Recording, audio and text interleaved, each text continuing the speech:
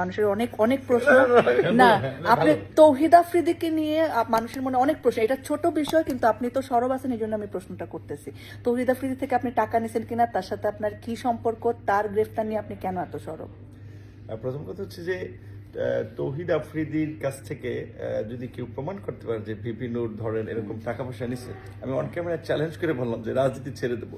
Second হচ্ছে মাই টিভির বিষয়ে আমার কথা বলার একটা কারণ হচ্ছে যে আমরা গণ অভ্যুত্থানের পরে দেখেছি কিন্তু বেশ কয়েকটি গণমাধ্যমের সিনিয়র সাংবাদিককে চাকরিচ্যুত করে তাদের পছন্দের লোককে ওখানে বসিয়ে দেওয়া হয়েছে।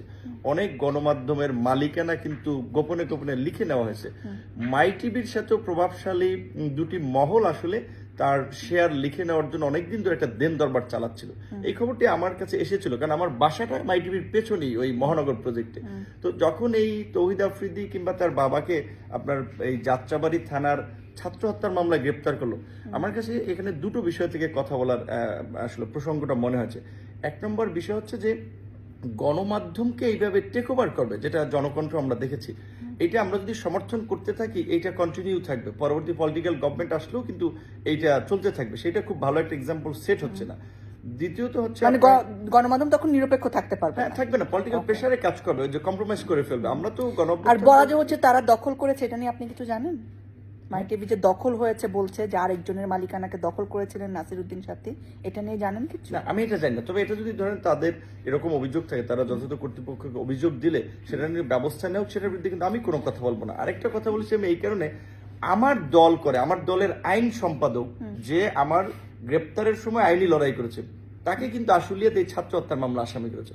অর্থাৎ এই মামলায় অনেকে যে পলিটিক্যাল মোটিভ থেকে অনেককে জড়িয়েছে সেটা একটা নমুনা। সেকেন্ড হচ্ছে এই তৌহিদ আফ্রিদি বা তার বাবাকে যে ছাত্র হত্যার মামলায় গ্রেফতার করলো, এটা তো প্রুভ করতে পারবে না। আমার কথা ছিল তারা যদি আওয়ামী লীগের দোষর হয়ে থাকে, মানে সেটা তো পরে দেখা যাবে প্রুভ করতে পারে কিনা। আপনি কেন এটাকে মানবাধিকার লঙ্ঘন বলছেন? যখন একটা মামলা হয়েছে তখন তো ধরবেই, তাই না? গ্রেফতার করবে না? মামলাগুলো আমরা শুরুর দিকে সরকারি পর্যায়ে আমরা বারবার বলেছিলাম যে ঢালাওভাবে মামলা হওয়ার ফলে এই মামলাগুলো গ্রাউন্ডে মানুষের প্রশ্ন উঠছে, দেশি বিদেশি মানবাধিকার সংগঠন, বিদেশিদের কনসার্ন যে সাংবাদিক ব্যবসায়ী গণহারে যাকে তাকে মামলা করছে, এর ফলে কিন্তু প্রকৃত অপরাধীদের বিচার করা কিন্তু মুশকিল হয়ে যাবে। আপনি কেমন জানেন কে প্রকৃত অপরাধী? এটা তো গ্রেফতারের পরে, তদন্তের পরে বোঝা যাবে। তা আপনি যে প্রথমেই বলে দিলেন এটা মানবাধিকার লঙ্ঘন, এটা কেমনে বললেন? আমার তো একটা পলিটিক্যাল লিডার হিসেবে সমাজের চলমান অসঙ্গতি নিয়ে কথা বলাটা আমি মনে করি আমার দায়িত্ব, এবং আমি সেটা করি। যেমন আমি বলছি যে আগে এই সরকারের দুর্নীতি দুঃশাসন দূর করার জন্য আগে সরকারি অফিস আদালতকে দুর্নীতি মুক্ত করতে হবে। তার জন্য সরকারি কর্মচারীদের বেতন ডাবল করা উচিত। বেতনের স্কেল যে 20 গ্রেড রয়েছে, 20টা গ্রেড, আমি বলছি এখানে 8 থেকে 10টা করা উচিত। আমি বলেছি যে শিক্ষকরা সেকেন্ড ক্লাসে চাকরি করে তারা কিভাবে ফার্স্ট ক্লাস নাগরিক তৈরি করবে, শিক্ষকদেরকে ফার্স্ট ক্লাস সকলকে তৌহিদ আফ্রিদি কি আপনার আদরের ছোট ভাই নাকি? না, এটা একেবারেই ভুল কথা। তার সাথে ওইভাবে আমার কোনো ব্যক্তিগত কোনো সম্পর্ক নেই। এটাকে একেবারেই প্রোপাগান্ডা ভাবে, যেমন আমি এখানে আসি আপনার সাথে, তো মানুষ এই ভিডিও দেখলে মনে করে আপনার সাথে জানি আমার কত সখ্যতা পরিচয়, কিন্তু আপনার সাথে কিন্তু পরিচয় চ্যানেলে এসে। ঠিক একইভাবে আমার বিভিন্ন চ্যানেলে গেলে আসলে এই প্রোগ্রামের মধ্য দিয়ে অনেকের সাথে পরিচিত হয়। তৌহিদ আফ্রিদির প্রোগ্রামে গেছিলেন?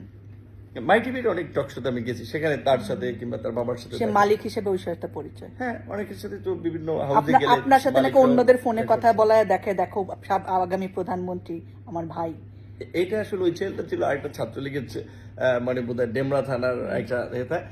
এখন হচ্ছে কি আরেকটা বিষয় হচ্ছে আমাদের এই সময় আসলে একজনকে বিতর্কিত করার জন্য অনেকেই পেছনে লেগেছে। বিশেষ করে একটা জিনিস দেখেন, এই গণ অভ্যুত্থানের পরে গণ অভ্যুত্থানের পরিচিত ফেস হিসেবে অনেকেই কিন্তু নিয়োগ তদবির টেন্ডার নানা কারণে বিতর্কিত। সেটা আমার বিরুদ্ধে কিন্তু এই 1 বছরে একটা সুস্পষ্ট অভিযোগ কেউ করতে পারে। আপনাকে বলে বিকাশ নূর ঈর্ষান্বিত হয়েও কিন্তু এখন আমার বিরুদ্ধে কিন্তু অনেকে এই ধরনের নানান ধরনের প্রোপাগান্ডা ছড়াচ্ছে, বিতর্কিত করার চেষ্টা করছে। বাট আমি তো অলওয়েজ যে কোনো চ্যালেঞ্জকে অ্যাকসেপ্ট করি, যে আসেন আপনার কাছে কার কি তথ্য প্রমাণ আছে আমি ফেস করবো, বিকজ আই এম ক্লিয়ার, যে কারণে আমি শক্ত স্ট্যান্ড নিয়ে থাকি যে কোনো ইস্যুতে। Thanks for talking with us. Thank you.